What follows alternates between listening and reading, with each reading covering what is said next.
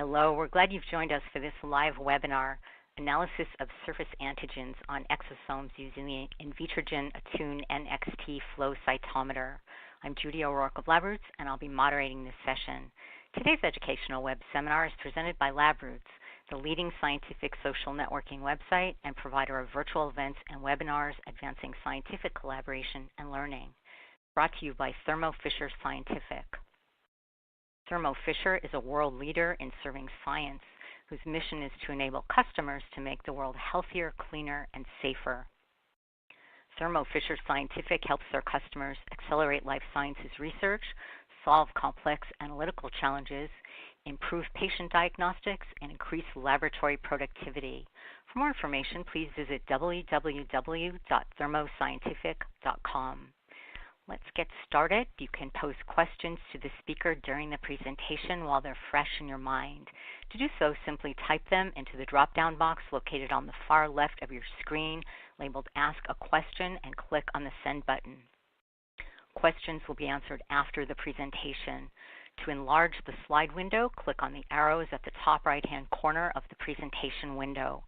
If you experience any technical problems seeing or hearing the presentation, just click on the Support tab found at the top right of the presentation window, or report your problem by typing it into the Answer a Question box located on the far left of your screen.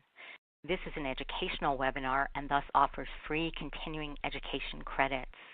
Please click on the Continuing Education Credits tab located at the top right of the presentation window and follow the process of obtaining your credits.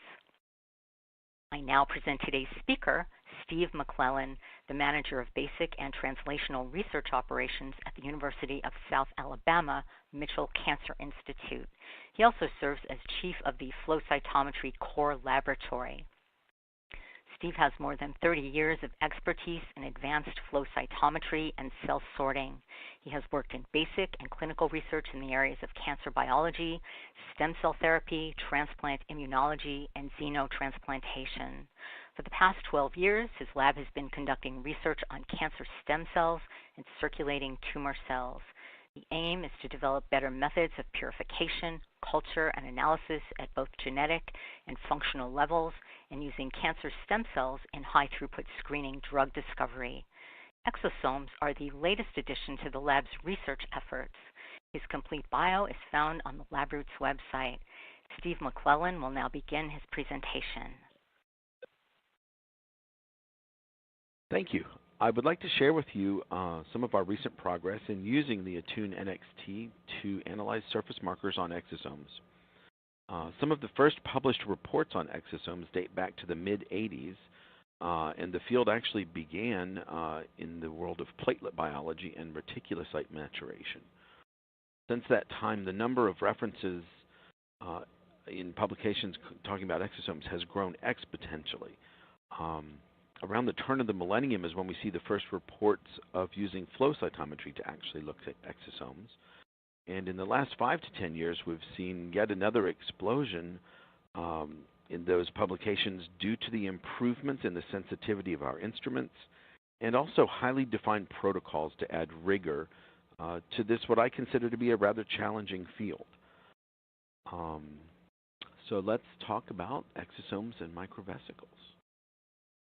These are actually vesicular particles that are shed from cells comprised of a lipid biolayer and containing representative cytosolic content from their cell of origin. This can be DNA, RNA, especially microRNAs, and proteins. Exosomes have been shown to affect intracellular communication. I think early on they were actually considered to be garbage bags. People thought that the exosomes were being used as a way to shed extracellular debris and waste products. But we now know without much doubt that this is how cells communicate with each other. We'll talk a little bit more about that later. The surface markers on these small exosomes can also be representative from the cell of origin, matching some of the same epitopes on the surface of the cell of origin.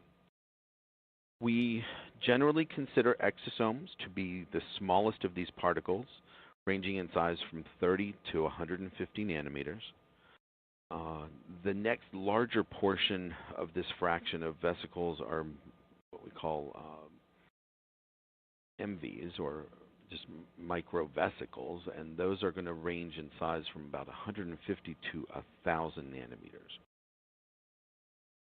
In the last 10 years, exosomes have been implicated in just a myriad of different disease processes. Almost every disease process has had some type of work looking at the exosomes related to it. We work on cancer, but especially in cancer, exosomes are very critical. We now know that cancer cells secrete upwards of 20 times more microparticles than do normal healthy cells.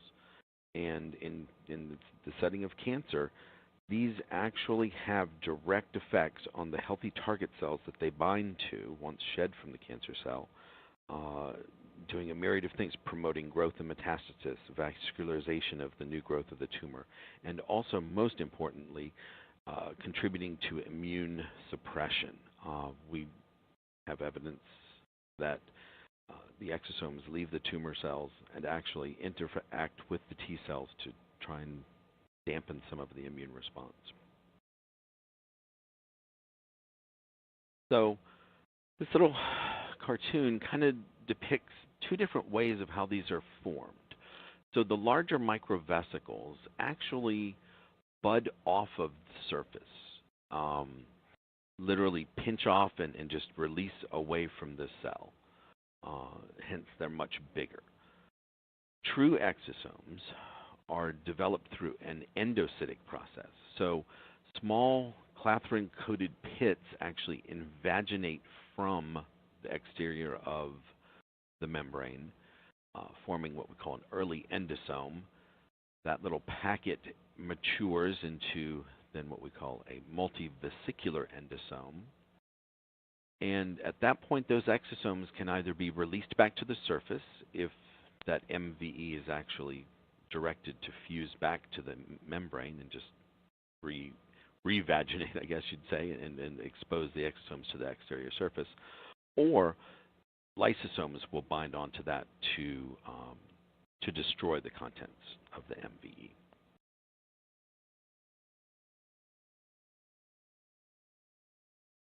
So there are several ways to isolate exosomes. We'll start with precipitation. Well, let me start by saying that there are really two primary sources that you're going to use to isolate exosomes. For basic research, you can easily use culture supernatant. Cells grown in culture constantly shed exosomes. It can be a very nice clean source to look at specific markers or microRNAs of interest. There's a variety of body fluids that people have isolated exosomes from: urine, blood, which would be really plasma. And that distinction is important. Clotted blood, which would be referred to as serum, is not a good product to use. Many of the exosomes get trapped in the clotting process, and so your yield would be far lower if you used serum versus plasma. They've been found in saliva, cerebrospinal fluid. Just about any fluid in the body is going to have exosomes in it. So you can precipitate these. There are, in the last 5 years especially, we've seen an explosion of kits on the market that actually allow you to precipitate these small vesicles. In our hands, these kits don't provide very good purity. They're quick. Usually within an hour you can isolate the little particles. But we've seen that they might not even be suitable purity for even doing Western blots.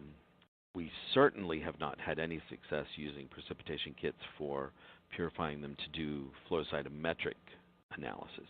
They seem to be very sticky after whatever chemicals are used to do that precipitation. So pretty much the only thing we found them useful for was really working towards DNA or RNA isolation at the end of that process. So size exclusion filtration can happen in two ways. You can use membranes with a known pore size, say 100 micron to do the filtering out the largest vesicles, and then the exosomes smaller than 100 microns would come down through, or nanometers, excuse me, would come through. We've played with this a little bit.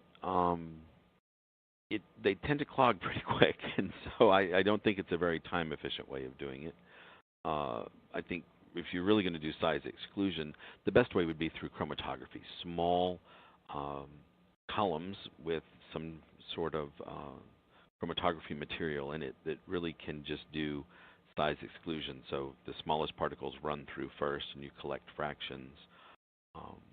And those can provide very high purity. Sometimes you're worried that you might not get full recovery, so your yield might be a little lower in that method. And it could certainly never be considered quantitative, because each sample might not travel through the chromatography bed quite the same. But they do come out very clean in that respect. So we like that for flow cytometry.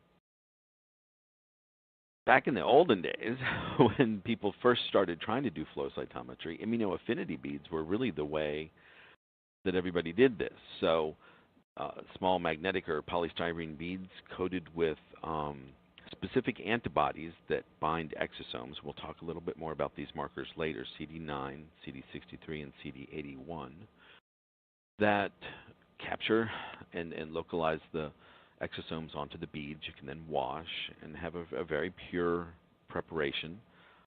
You could go directly to isolating the DNA, RNA, or proteins from those exosomes at that step, or you could use more antibodies to label the surface of those exosomes that are now immobilized onto the bead and do flow cytometry. And that's really what they were aiming for before the flow cytometers became sensitive enough to actually resolve the individual particles, which we'll get to in just a second. But in the early days, you really could only see small beads on the flow cytometers, and that was really the only way you could qualitatively assess what was on the surface of an exosome, by using the bead capture method.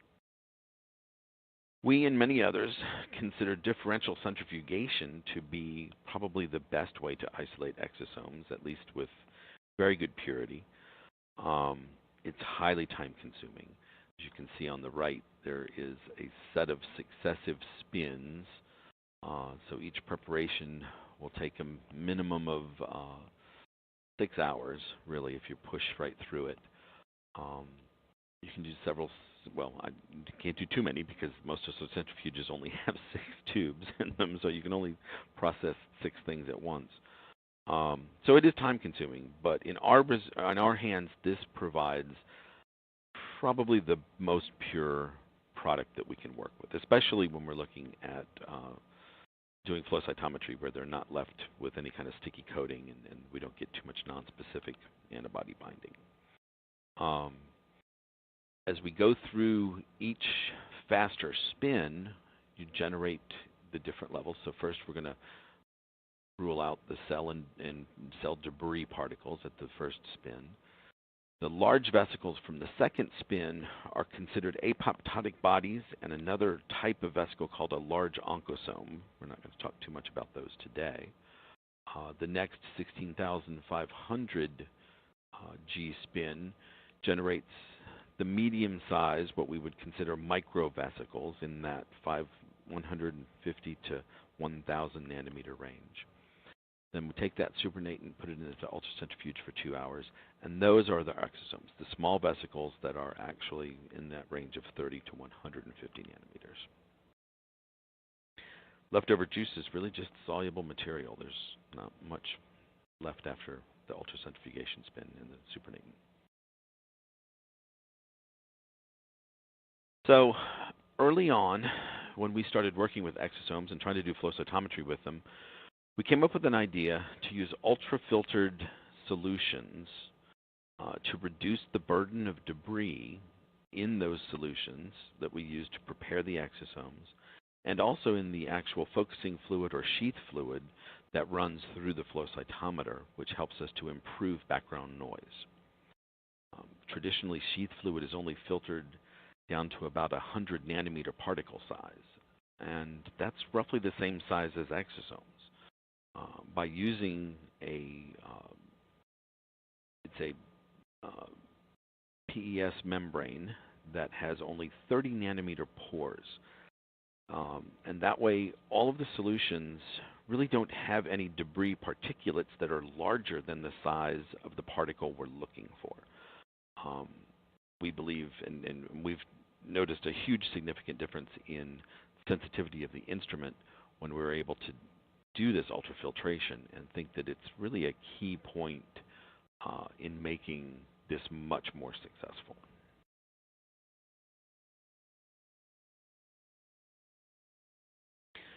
So once you've done whatever method you're going to do to isolate your microvesicles and exosomes, you need to be able to quantitate really what size particle you've isolated. You've got to make sure that what you're calling an exosome is truly the right size. There are several ways to do this. Unfortunately, all of them involve use of yet another instrument to judge size. Probably the most popular at this point in time is NTA, nanoparticle tracking analysis. These instruments actually use a laser to illuminate the particles in solution, but it's an imaging-based system. So it actually watches the vesicles move around in solution, and it's using the old-style technique of Brownian motion. So the laws of physics that cover Brownian motion are how it develops algorithms to actually calculate the size of the exosomes. It's very quick, and it can also at the same time give you a relative concentration of the number of particles per milliliter. So like I said, that's pretty much become one of the most popular systems to use for sizing exosomes these days. A newer version of a sizer is TPRS, Trace Resistive Pulse Sensing, that's a mouthful, is actually based on the old Coulter principle of sizing particles, just on a nanoscale. So in this method, a membrane has a very small nanometer hole in it, and every time a particle crosses through it, an electrical charge is developed from one side to the other side of the membrane, and that is responsive to the size of the particle. It's highly accurate. It also gives you a very accurate method of concentration. These instruments haven't been around that long, and I think that over time they're probably going to overtake NTA because, in my opinion, I think they're probably quite a bit more sensitive. DLS, dynamic light scattering, is also a laser-based system. The nanoparticles are in suspension, the laser hits, and as light diffracts off of and scatters off of the particles, there are a number of different detectors at different angles that are able to calculate the size based on the type and light scatter pattern. These are also considered to be pretty accurate, but the problem with DLS is that it does not give you any kind of idea of the concentration of the particles in the solution. And last but not least, the gold standard. If you want to measure the size of something, you look with an electron microscope. And that's true for exosomes as well. Traditionally, transmission electron microscopy, TEM, has been used. The newer modality of cryo-EM is probably better. It helps preserve the structure a little better. But either work fine. And really, many people want you to at least show that to make sure that you're correlating and that the other instruments that you've used actually are accurate. So we do from time to time submit samples for EM just to double check and make sure we're on track with everything. Quickly, I'll mention, I think I will say it later, but here at our center, we use DLS for sizing our exosomes. So let's talk briefly about the Attune NxT. This is kind of a different beast.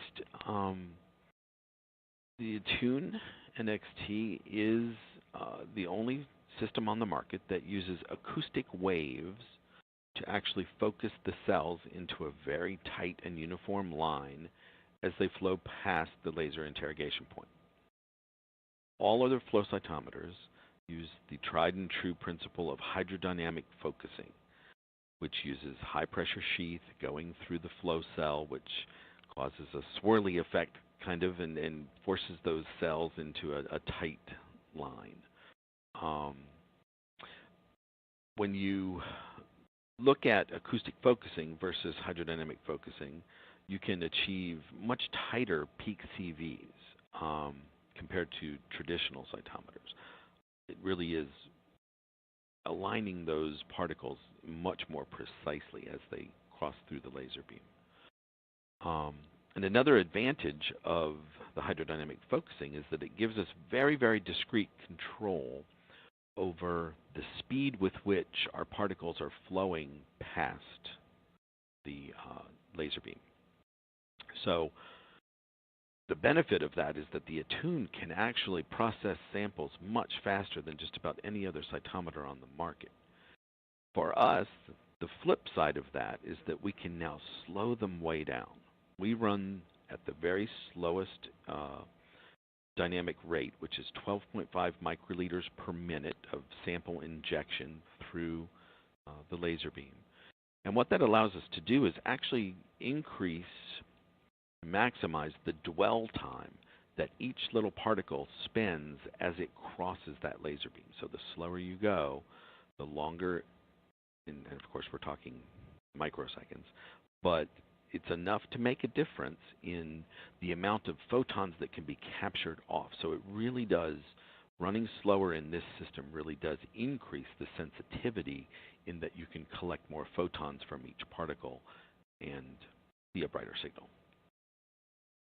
So not only do we have the fluidics part, but the Attune does have fairly high-powered lasers.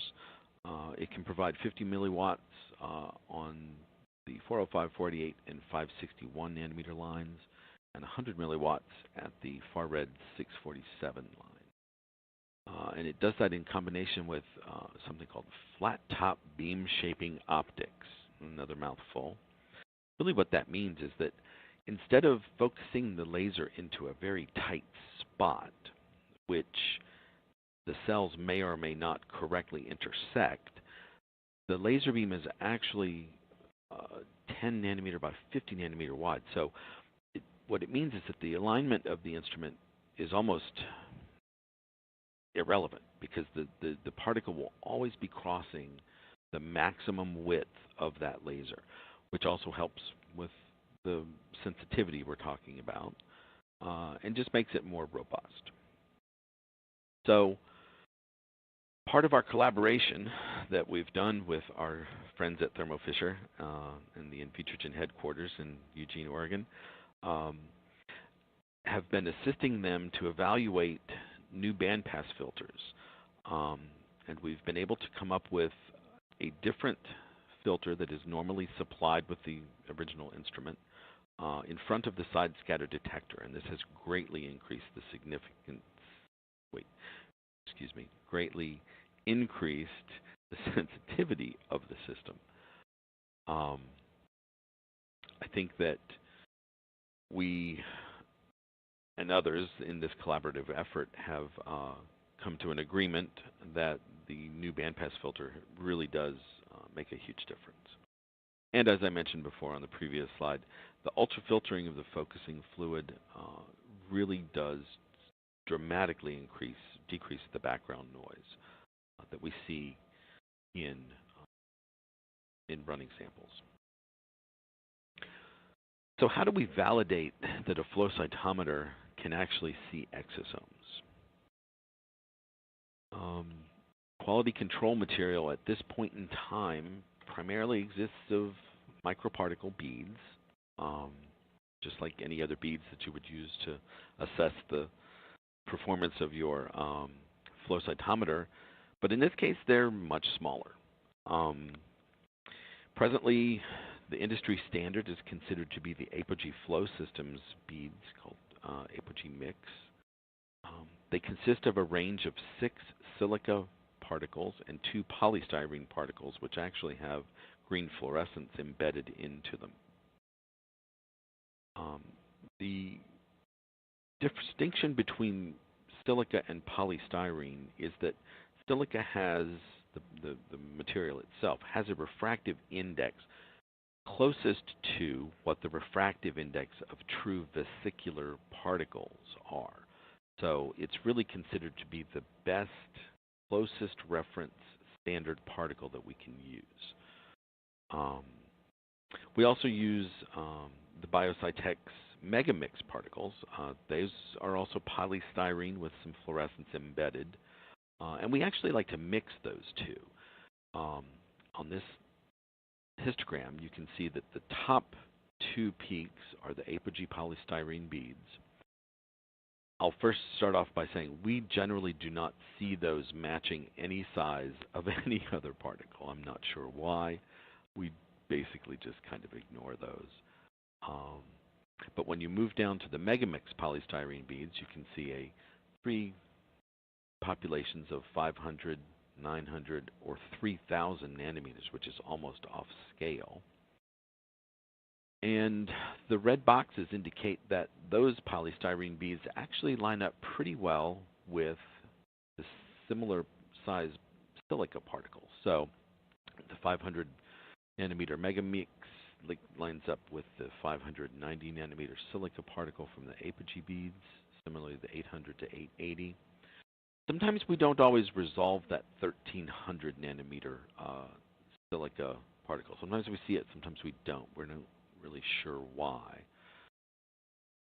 But again, I don't really care because I'm interested on what's going on to the left of that. So from that point on to 500, and we resolve the next smallest, which is at 300, and then we go to 240. We've got the 180. So around the 10 to the 4th hash mark is where we're starting to see those smallest particles, and that's going to be the range that we would expect to see exosomes appear when we run them on the cytometer. Much below 10 to the 4th is really pretty much considered electronic noise. The large orange portion in the corner is probably the electronic noise, and then perhaps that next cloud over would be our 30 nanometer background particles after doing the ultrafiltration.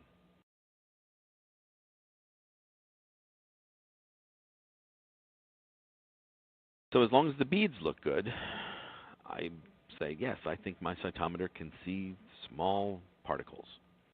Well, let's test that.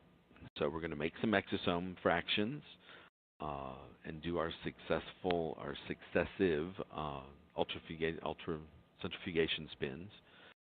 And far left, you can see where we've run just 500 microliters of ultrafiltered PBS. Again, small amount of electronic noise.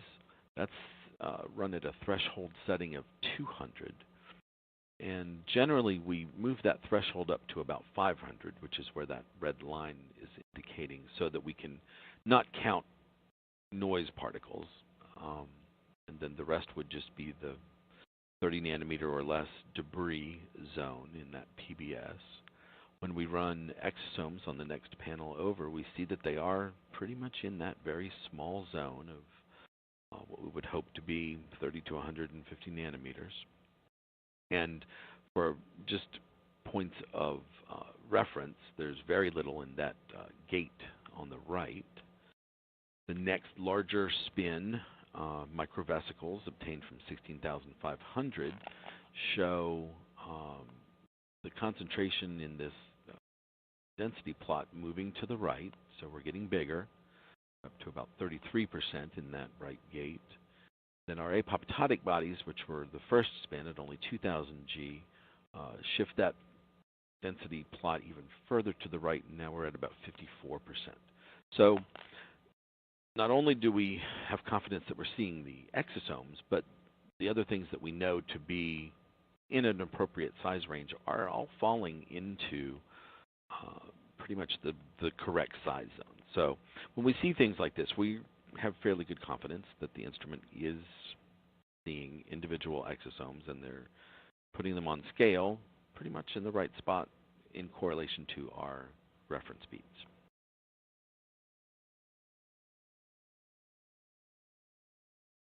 Next, we have to make sure that the instrument is actually analyzing individual exosomes. This is critical. Many of our preps get highly diluted on the range of anywhere from 1 to 100, sometimes up to 1 to 10,000, depending on how concentrated these preparations are made. We generally take the pellets from the ultracentrifuge spin and resuspend it in a fairly small volume, which means that we then have to do pretty large dilutions to get to the point where we want to do this kind of flow cytometry work. To validate that we aren't seeing what we call a swarm effect, which would be multiple particles coming through the interrogation point of the laser at the same time, by doing this simple dilution series. So we say make a starting 1 to 100 dilution, run it, and see that we get 5711 counts per second.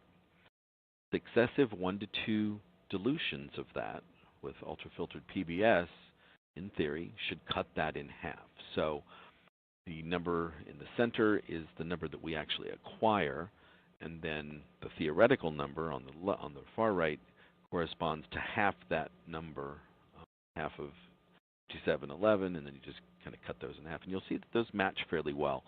I'm sure that there are probably some acceptance criteria that of what percent variance can you accept as tolerable. To me, something like this looks perfectly fine. That gives me perfect confidence that we literally are putting only one particle past the laser at a time. And that's been one of the biggest problems in cytometry. So now we're able to actually resolve these individual particles. We've got to make sure that we have our sample diluted enough that they literally are going by one at a time. This is a critical quality control step that we do with every single exosome prep that we make. So now I guess we need to figure out what we're going to do with these exosomes. What do we want to look for? We've got one more little quality control step to go through. So when you do this ultracentrifugation step, you do get some other things pelleting besides exosomes. So these might be small protein aggregates, but we've got to be able to exclude what would be true debris in that final spin versus true lipid bilayer vesicular particles. We do that using a lipophilic dye, which is going to allow us to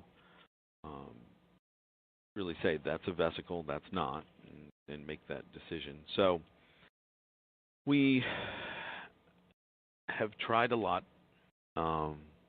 We've settled on a product from Thermo Fisher known as FM143 and FM464. These are lipophilic sterile dyes that have the ability to intercalate into the outer leaf of the membrane.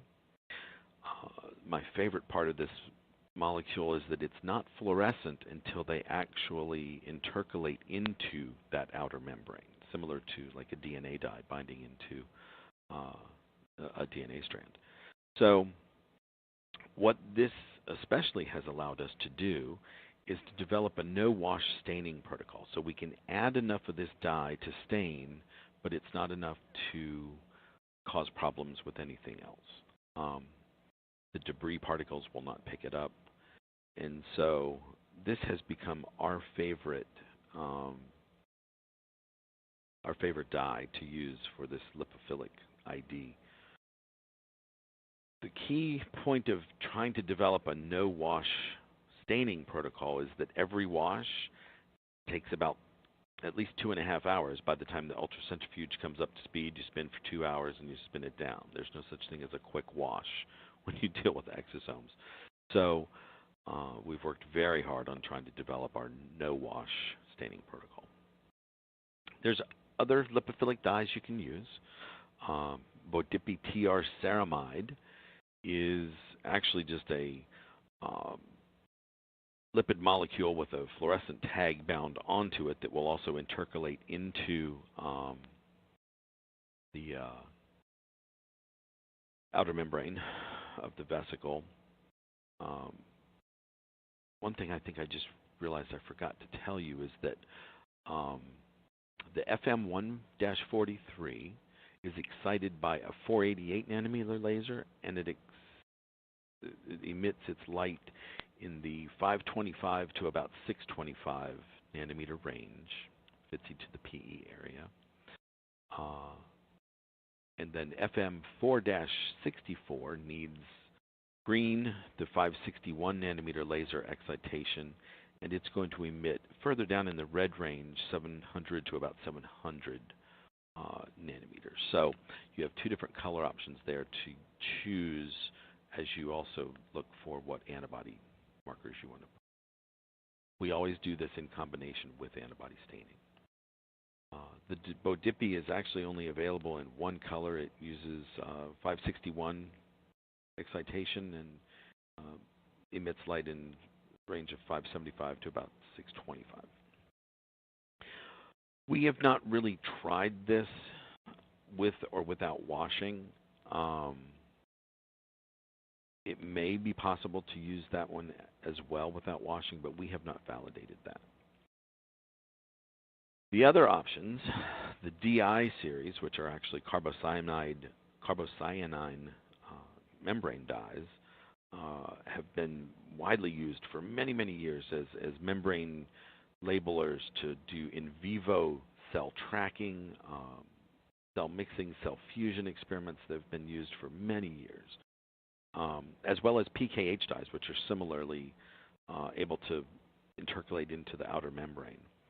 And PKH has actually been made into a whole rainbow of colors. I think there's actually 8 different fluorescent molecules across the whole span of the range that a cytometer can detect. The big problem with these two kinds of dyes is that you require multiple washes to get rid of all of the excess dye.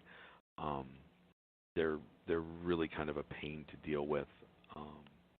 It's what we started with. We started with the PKH, and one of my students was reading through a paper and saw the reference to the FM1-43, and we ordered it and tried it, and it was like, okay, never again. So that's where we stand. We believe that's probably your best choice, but there are many options there. Once you're going to do that staining, now we can say, what's debris, what's a true lipophilic potential exosome? Now we're going to use antibodies to look at 3 gold standard reference molecules, those being CD9, CD63, and CD81. You cannot call a particle an exosome unless it has at least one of those markers on the surface. Let me repeat that. If you don't see at least one of those 3 CD markers on the surface of the exosome, you cannot call it an exosome. So these are fluorescently directly conjugated antibodies. And we'll talk a little bit more about the way we do this. So as I said, we've got a no-wash protocol. So we are able to actually, even though we do DLS to measure the size of our exosomes, another benefit of the Attune NxT cytometer is that it uses volumetric counting. So it can give us a fairly accurate concentration of the particles in there. So when we're doing those dilution tests, we're also kind of validating what the actual particle concentration per milliliter is in that particular sample. So knowing that number, we aim to put about 250,000 exosomes in 250 microliters of ultrafiltered PBS. we generally just use standard 12 by 75 polystyrene wax tubes. We add our FM143 dye at a final concentration of 0.5 micromolar. And then we add our antibodies according to the titrated optimum concentration, which is generally somewhere between the range of 50 to 200 nanograms per mil. We incubate that sample at room temperature for 10 minutes and then immediately place them on ice and try to run them on the cytometer as fast as possible. It's a fairly straightforward staining protocol, and we've done a lot of work to optimize that, trust me. Titration of your antibodies is very important, as it is in all aspects of flow cytometry. One must really titrate your antibodies to do good work. So this is an example of what the lipophilic dye looks like. Center panel is unstained exosomes. I've popped up the reference of the beads just to kind of show you that we are in that range, around that 10 to the 4th hash mark. The threshold was set a little higher when these samples were collected, but we are right there in that size zone for exosomes. Then this gate on the right is going to actually show you the particles, a good percentage. I think we're 84% on that one. We do see some variability, so you could go anywhere from 50% on the low end up to maybe 90% on the high end using differential centrifugation of the purity, and that's why we do all of these QC steps for every single preparation we make. Differences in, of course, what the sample starts from, be it culture supernatant versus a body fluid, but even just you would consider fairly uniform culture supernatants can provide different purities in preparation. So it's really important to do all of these upfront QCs on every single preparation. We use this positive gate on the right to then look at antibodies. So we'll gate from here to the next panel, which is going to show us a 3-color stain. Now, we always use isotype controls, matched isotype controls, to make sure that these exosomes aren't too sticky. As I think I mentioned a few times earlier, the precipitation kits would provide such sticky exosomes that the isotypes were as bright, if not brighter, than the marker of interest antibodies that we were using. And so when we first started seeing that, we realized, okay, we can't use precipitation kits because the staining is meaningless. So by using isotype controls, we can set these quad stats, then look at the expression of our 3 reference gold markers. Top right panel shows that almost 90% of the exosomes in this preparation that were also positive for FM1-43, so this is gated from that positive lipid gate, are expressing 63 and 81. The bottom panel, when you do 81 versus 9, the 9 isn't as strong. Probably about 60% have crossed that threshold. Again, every prep can show high variability in how much of each of those markers are there. Sometimes you don't have any on one of them. You might only have, say, 9 and 81. And we do all 3 because we need to assess what that particular preparation has on its surface. So we'll pick one that has the preponderance. In this case, we chose CD63. And then we'll do extra staining tubes with 2 more markers of interest. So we'll put in our 63 antibody. And in this case, we're staining exosomes that we've isolated from the culture supernatant of cancer cells, Mia Paca cell line actually, pancreatic cancer cells. And in this case, we're comparing cells that were grown in 2 different conditions, hypoxic and normoxic conditions.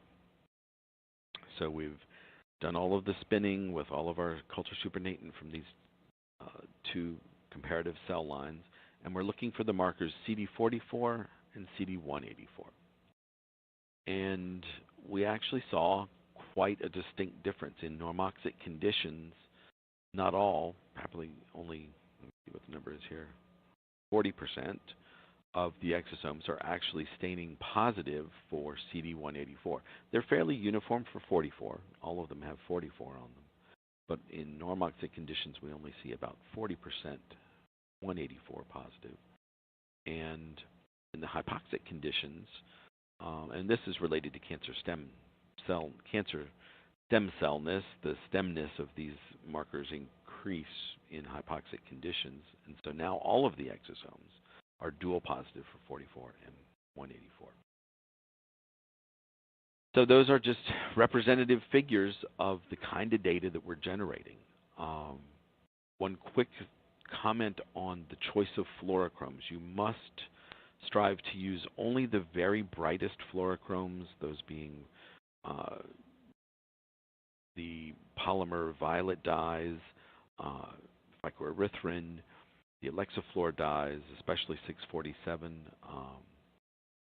It's hard to find, but sometimes one of my favorites is also Alexafluor 546. It's also one of the brightest ones. But you really need good, strong, bright dyes because exosomes are small.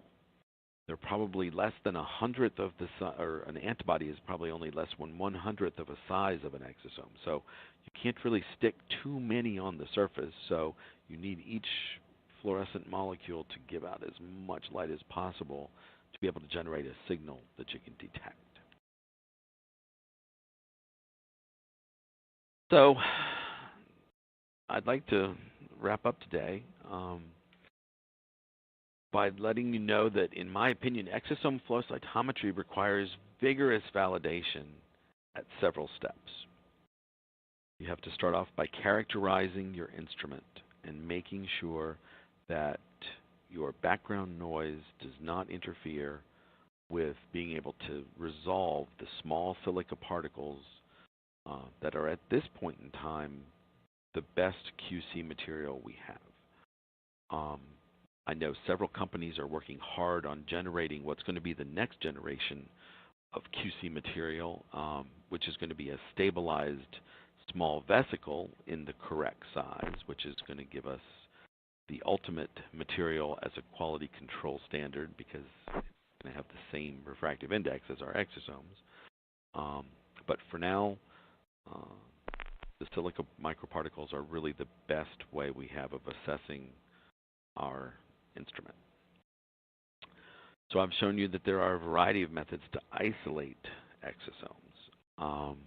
I strongly encourage you to try several of them. It depends on what kind of starting material you're using. Plasma is much more dirty than, say, urine if you're going to go after a biofluid. Culture supernatant is pretty easy, and ultracentrifugation is pretty standard for that. But try lots of things. See what in your hands gives you the best result. This is not something, and I have to say this with the strongest emphasis. If you're thinking of starting working with exosomes, don't think you're just going to try it once and get some pretty data. We've been working on this for 2 years. This is not a trivial undertaking.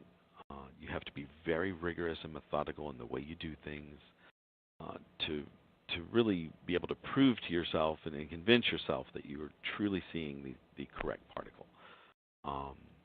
So it's been a lot of fun, and I think that there's no question that exosomes are the wave of the future for potential diagnostics, for figuring out intracellular communication and ways to interrupt that might potentially develop new diagnostic or therapeutic effects for a myriad of diseases. We are very excited about the potential of this. We work predominantly with pancreatic cancer patient samples here, and that's the disease that we're going after. I guess I'll wrap up by saying our collaboration with the flow cytometry team at Thermo Fisher has really been wonderful. I think that our work together has greatly improved the confidence that this next generation Attune NxT cytometer has the ability to see microparticles and can reliably provide good surface antibody staining data. And I think probably the last thing I'll say is that the new side scatter filter that we've come up with will be available in the near future.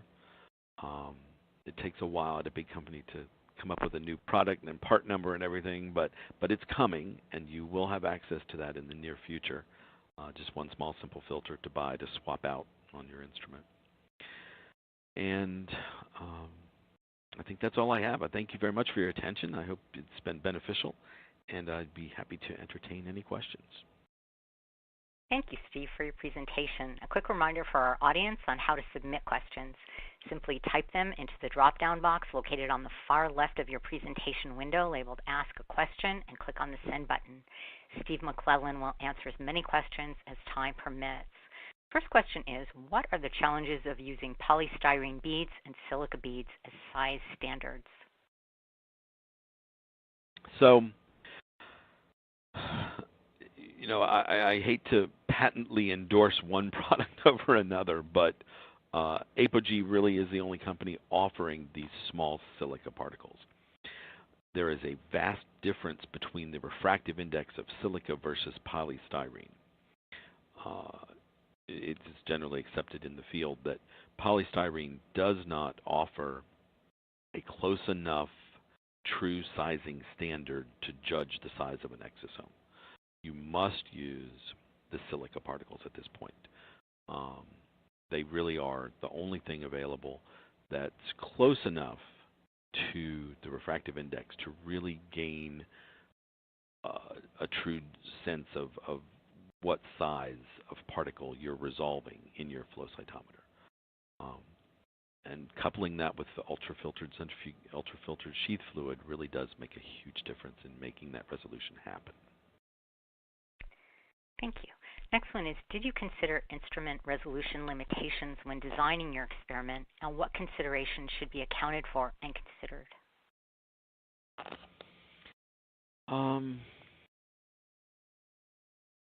I think really you have to start at the beginning. You have to start with the beads and prove to yourself that your instrument is capable of resolving those beads.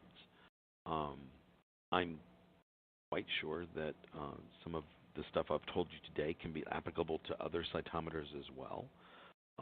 But until you do it yourself and prove that you're actually resolving all of those little silica particles, there's no sense in even doing any exosome preparations. So it's you can't put the cart before the horse. You have to validate that your instrument can actually resolve things in that 30 to 150 nanometer range, and the only way to do that is by using. Great, thank you. Next one is, what do you see as future directions in the exosome field, and what role can flow cytometry play? Wow, so last week I attended the American Society of Exosome and Microvesicle national meeting in Baltimore. And I was just astounded. It's been several years since I attended that conference, and I was astounded at how many different disease states are actually involved in exosome work. I mean, everything from Alzheimer's, neurodegenerative diseases, of course cancer, diabetes, restless leg syndrome. I was astounded to see their poster on restless leg syndrome, and they think that they can now predict which Parkinson and Huntington patients will be affected more heavily by that, just looking at an exosome signature. It was just astounding. I have no doubt, like I said earlier, that this is the wave of the future. There are so many potential uses for these things as early diagnostic markers, predictors for potential therapy solutions. The sky's the limit, and as I said at the very beginning, if you look at in PubMed, it literally has been an exponential growth of reports of people looking at exosomes. Cytometry is going to have a much bigger field, part to play in this field, especially if we can move towards generating cell sorters that are more sensitive. It has been done. That's even harder. Oh my gosh, I can't even imagine. But if we can then push to that point, so we can now do this surface labeling and then sort out a specific marker on the surface and see what's inside of maybe those exosomes. Sky's the limit. It's a very exciting field. Excited to be in part of it. Thank you. Next one is, how are your samples collected, and were there any time restrictions? So,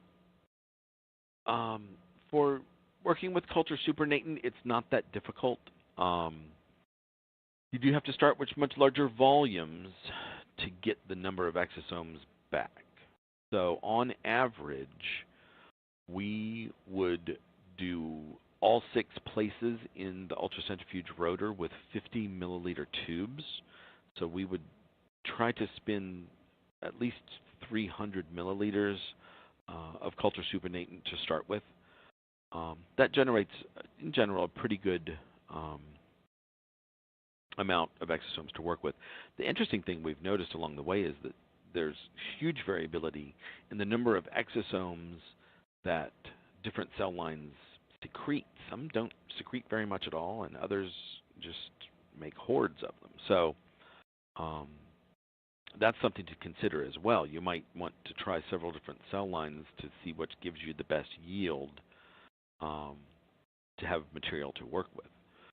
I think I mentioned in the beginning, we use patient blood, and that's collected in a green top heparin tube as plasma. It is critical that you do not use serum because the process of letting blood clot traps so many of the little exosomes in the actual hard clot so that when you just dump out the serum, there's very little exosome left in it. So you really have to use plasma. Many of my colleagues use urine, especially looking at prostate cancer. That's a very nice way to isolate exosomes because the urine's actually pretty clean and pure of other things. And again, you can use cerebrospinal fluid. There's lots of different things you can do. One thing that we did test early on and that we feel is very critical for obtaining blood from patients is that we want to stabilize that plasma with a protease inhibitor as fast as possible. We strive to have that tube of blood in our hands within 30 minutes of it coming out of a patient, spin it down, and we immediately add a standard protease inhibitor tablet to a certain concentration, whatever is recommended. I'm not even sure where we get ours from, but that's a pretty standard thing. But we've done this side by side. We've done time tests. The blood sat at 30 minutes to an hour to 4 hours with or without protease inhibitors. And we do see a strong loss of surface markers on the exosomes if we don't have those protease inhibitors in there. I probably should have mentioned that in the main part of the webinar. It's very important to have those in there to help preserve the structure of the exosomes. Great. Thank you for that. The next one is, I'm really confused by terminology. EVs versus MVs versus exosome versus apoptotic bodies, etc. What is the standard terminology for small particles? It's kind of crazy. I really think it's best to maybe go back and look at that slide where I've got the 3 successive spin speeds lined out, and because that's the best way to just wrap your head around it. So at each higher level of G-force, you're going to pull down a smaller and smaller particle. So the largest of these are considered apoptotic bodies. These are blebs that are spit out of cells as they're undergoing the final processes of apoptosis, where the cell is literally ready to break down. I mentioned large oncosomes, which are somewhat controversial in the field, actually, but those are kind of lumped into that large category. Medium category is always going to be considered a catch-all. Microvesicles can be anywhere from about 150 up to 1,000 nanometers. That's a pretty big size range. We do believe that the way they're generated is pretty uniform from the budding of the exterior of the membrane. And then an exosome is never bigger than 150. Some people are a little more strict and call that 100 nanometer on the top end, and say 30 to 100 nanometers. So we're pretty confident in how those are developed as well, with the invagination and then the multivesicular endosome body that then refuses to the membrane and releases those little particles out to the surface. There have been groups that have done just phenomenal live cell imaging. You can actually pre-label the membrane with some of these dyes. I talked about the lipophilic dyes, and then literally over time-lapse videography, watch exosomes being released from cells in live time. It's a phenomenal thing. So we know how it works. We can watch it. And really you just think about small, medium, and large. That's the best way to think of it. Well, thank you. Looks like we have time for one more question. How did you determine the optimal titer of antibodies to use in this application? Really no different than titration of antibodies on cells. It's very important to try a variety of different concentrations. What you're looking for is a signal-to-noise ratio where if you have antibodies at too high of a concentration, the negative cells will kind of creep up and be brighter. Optimally, what you're trying to do is, and the process of titration really is to maximize the space between the negative and the positive population. And so when you do your titration of different concentrations, that's what you look for. And then at a certain point, of course, you're going to start to drop off your signal. So you know that's gone too far dilute. There are many, many references to talk about how to properly do titration of antibody out there and just search the web, and I'm sure you can find 4 or 5. But it's very important to try titration with all of these epitopes, especially in our case where we were trying to minimize the amount of antibody to get a signal in this no-wash particle. So we found that to be very, very critical. Can't just go adding a whole bunch of antibody in there and not wash it back out. Well, thank you. I would like to once again thank Steve McClellan for his presentation, and I'd like to thank the audience for joining us today and for their interesting questions. Questions we did not have time for today will be addressed by the speaker via the contact information you provided at the time of registration. We would like to thank our sponsor, Thermo Fisher Scientific, for underwriting today's educational webcast. This webcast can be viewed on demand through May 2019. LabRoots will alert you via email when it's available for replay. We encourage you to share that email with your colleagues who may have missed today's live event. Until next time, goodbye.